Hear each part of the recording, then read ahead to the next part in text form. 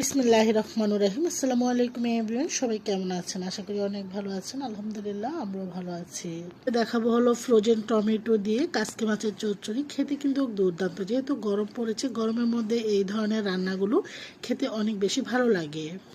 যারা টক খেতে পছন্দ করেন আপনারা চাইলে জলপাই, বড়ই, এই ধরনের আম, চালতা এটাও দিতে পারেন। তো আসলে আমার বাসায় ছিল না বিধায় আমি দিতে পারিনি। সুস্বাদু এই টমেটো দিয়ে কাসকি মাছের চচ্চড়ি খেতে দুর্দান্ত হয়েছিল।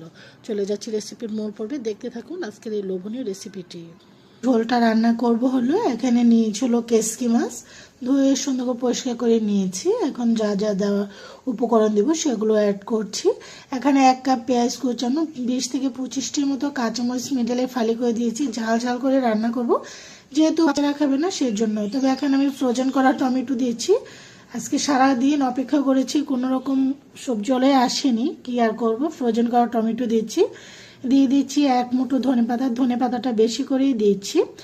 আর যেহেতু ঝাল করে রান্না করব, এখানে দিয়ে দিচ্ছি হলো 1.5 চামচ এখানে রসুন বাটা। এখানে আদা বাটা, জিরা বাটা এগুলো কখনোই দিতে যাবেন না। ছোটো মাছের মধ্যে অনেকেই দেখি আসলে ইউটিউবের মধ্যে এ ধরনের, হয়তো তাদের কাছে টেস্ট হয়, তবে আমরা কখনোই দেখিনি আমি আমার মাকে এ ধরনের জিনিস দিতে।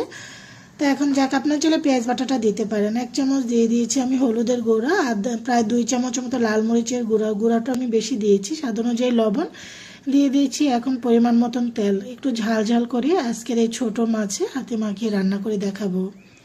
এখন প্রত্যেকটা জিনিস এখন হাত দিয়ে মাখিয়ে নিব। আপনারা চাইলে পেঁয়াজ দিয়েও করতে পারেন বা চামচ দিয়েও করতে পারেন। আমি হাত দিয়ে মাখিয়ে নিচ্ছি খুব আলতোভাবে, এটা হাতে মাখে। আপনার চাইলে এই অবস্থায় জলপাই বা আমের টুকরো এগুলো বা টক বড়ি এগুলো ফেলে দিতে পারেন যদি একটু টক টক খেতে পছন্দ করেন। আর ছোট মাছ বা চালতা কেটেও দিতে পারেন, যার যেটা পছন্দ। তো আমি একটু বেশি করে ছোট মাছ নিয়েছি, কারণ ছোট মাছ একটু বাসি হলে খেতে ভালো লাগে, আর এভাবে হাতে মাখিয়ে রান্না করলে তো অনেক মজা। আমার বাসার মধ্যে আমি আমার হাজব্যান্ড খুবই পছন্দ করি। বাচ্চারা আসলে এইসব মাছ খেতে পছন্দ করে না, ছোট মাছ যেহেতু ওরা কাটার ভয় খেতে চায় না। যাক, এখন ভালো করে হাত দিয়ে প্রত্যেকটা জিনিস মাখিয়ে নিচ্ছি। তবে হয়তো অনেকেরই একটা প্রশ্ন থাকতে পারে যে ধনেপাতাটা কেন দিলেন। ধনেপাতা তো তরকারি যে কোনো রান্না করার আগে দিয়ে দেয়, তো ধনেপাতাটা এভাবে দিলেও কিন্তু অনেক ভালো লাগে। আমি ধনেপাতাটাকে 2 ভাবে ইউজ করব। এখন হাতটা ধুয়ে যে পরিমাণে ঝোলটা রাখবো আর কি, সেই পরিমাণে পানিটা দিচ্ছি। মাছটা সিদ্ধ হওয়ার পরে যে পরিমাণে পানি দেবে এখন দিয়ে দিচ্ছি। এখন ভালো করে পেঁচলাটা দিয়ে ভালো করে চারদিকটা গুছিয়ে চুলায় বসিয়ে দিব।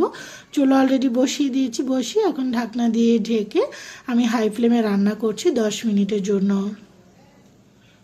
আস্তে আস্তে কিন্তু টকবগিয়ে ফুটে উঠছে, তো খুব আলতোভাবে নেড়ে দিচ্ছি প্রত্যেকটা জিনিসটা।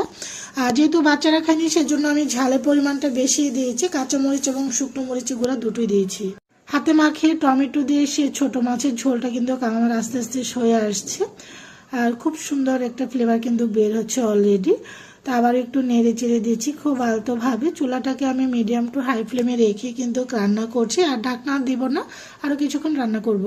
তা আমার কিন্তু হাতে মাখিয়ে টমেটো দিয়ে যে ছোট মাছের ঝোলটা হয়ে আসছে, আমি আবারও কিছুটা কাঁচামরিচ এখানে দিয়ে আবারও 1 মুঠো ধনেপাতা উপরে দিয়ে দিয়েছি। এতে করে এটার স্বাদটা কিন্তু দারুণ আসে। যদিও এই কাঁচামরিচের ঝালটা কিন্তু বের হবে না, এটা জাস্ট ফ্লেভারটা বের হবে।